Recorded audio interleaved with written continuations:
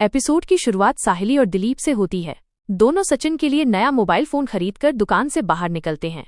साहिली मुस्कुराते हुए दिलीप का धन्यवाद करती है और कहती है कि अगर वो साथ न होता तो सही फोन चुनना उसके लिए आसान नहीं था। इस पर दिलीप हल्की हंसी के साथ जवाब देता है, इसमें शुक्रिया की क्या बात है, जीजू तो हमेशा परिवार के लिए सब कुछ करते हैं, मैंने तो बहुत ही छोटा सा काम किया है। वो आगे कहता है कि जब भी सचिन उसके साथ होता है तो उसे एक अलग ही सुरक्षा का एहसास होता है। अपने बाबा के जाने के बाद ये भरोसा सिर्फ सचिन से मिला है। दिलीप मानता है कि उसने पहले सचिन को गलत समझा था, लेकिन अब उसका नजरिया बदल चुका है। साहिली को ये सुनकर राहत मिलती है और वो कहती है कि देर से ही सही, अब उनके बीच की गलतफहमियां दूर हो गई हैं। बातों बातों में साहिली नए फोन की खूबियों के बारे में पूछती है। दिलीप आत्मविश्वास से बताता है, बैटरी पावरफुल है, जीपीएस सिस्टम शानदार है और सचिन के काम से जुड़े सारे एप्लीकेशन आसानी से चलेंगे। बार बार चार्ज करने की दिक्कत नहीं होगी, जरूरत पड़ी तो मैं खुद उसे सिखा दूंगा। इसके बाद साहिली बताती है कि वो जूही और अपनी मां से मिलने जा रही है और सिम कार्ड लाने की जिम्मेदारी दिलीप को देती है, क्योंकि सचिन नया नंबर नहीं चाहता, पुराना नंबर ही चाहिए। दिलीप वादा करता है कि वही सिम वो ले आएगा। दोनों वहां से निकलने लगते हैं, लेकिन तभी आसपास खड़े लोग दिलीप को पहचान लेते हैं।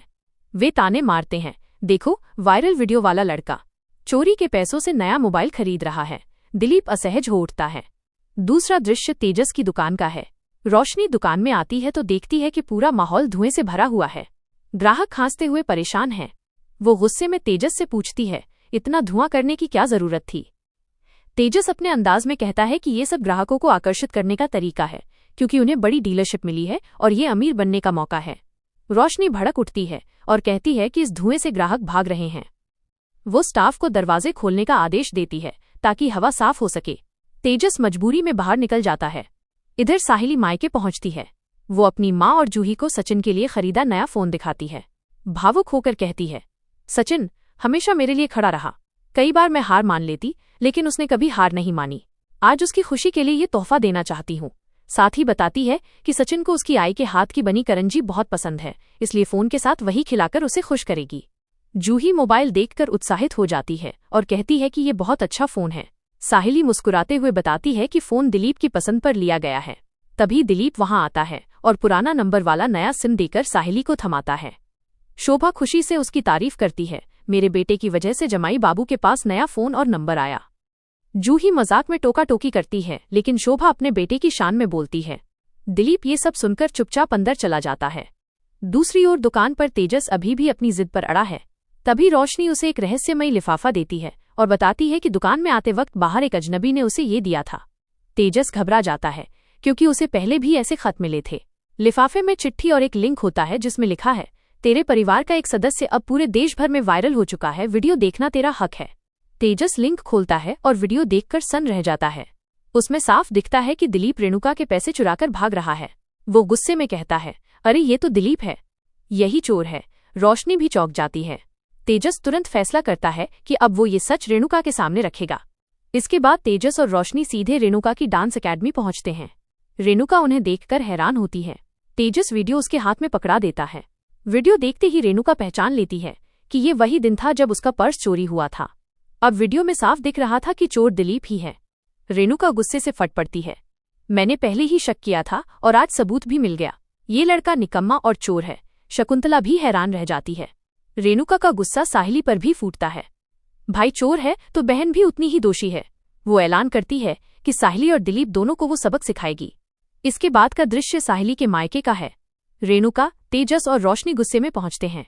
रेणुका दिलीप को पकड़कर बाहर घसीट लाती है और थप्पड़ जड़ देती है। साहिली रोकने की कोशिश करती है, लेकिन रेणुका बेकाबू होती जा रही है। साहिली गुस्से में उसका हाथ पकड़ती है तो रेणुका पलटकर कहती है, तू मुझे हक की बात सिखाएगी फूल वाली? तेरा भाई चोर है और मैं उसी की सजा दे रही हूँ। तेजस वीडियो सबके सामने चला देता है। जूही और शोभा स्तब्ध रह जाती हैं। शोभा फूट फूट कर रो पड़ती है। साहिली आंसुओं में दिलीप से सवाल करती है कि उसने ऐसा क्यों किया। दिलीप गलती मानता है, लेकिन रेणुका कहती है कि उसके बहाने अब किसी काम के नहीं। रेणुका साफ ऐलान करती है, अब साहिली को हमारे घर लौटने की जरूरत नहीं और दिलीप को मैं पुलिस को सौंपूंगी। शोभा हाथ जोड़कर गिड़गिड़ाती है, लेकिन रेणुका कुछ सुनने को तैयार नहीं। आखिरकार मोहल्ले वालों के बीच मामला बढ़ता देख रेणुका मजबूरी में दिलीप को वहीं छोड़कर चली जाती है। चोल के लोग बातें बनाने लगते हैं, दिखने में मासूम था पर निकला चोर। शोभा टूटकर अंदर चली जाती है। साहिली माँ को संभालने जाती है, लेकिन शोभा का दर्द और गुस्सा शांत नहीं होता। वो दिलीप को कोसती है कि उसने परिवार की इज्जत मिट्टी में मिला दी। साहिली भी भाई से कहती है कि उसने रिश्तों की अहमियत खो दी है। इधर एक और ट्रैक में आकाश और रिया रेस्टोरेंट में बैठे होते हैं। तभी रिया के फोन पर वही वायरल वीडियो आता है। दोनों वीडियो देखकर चौंक जाते हैं। रिया डर जाती है कि अगर ये सबके सामने आ गया तो परिवार की इज्जत बर्बाद हो जाएगी। आकाश भी चिंता जताता है कि सचिन दादा बाहर गए हुए हैं और वहिनी अकेले ये सब कैसे संभालेंगी। दोनों तुरंत घर लौटने का फैसला करते हैं। घर पर मीनवाइल शोभा का दर्द और बढ़ता जा रहा है। वो रोते रोते कहती है, मैंने बच्चों को अच्छे संस्कार दिए, फिर भी आज समाज में सिर उठाने लायक नहीं छोड़ा मेरे बेटे ने, और दिलीप को चीखते हुए कोसती है।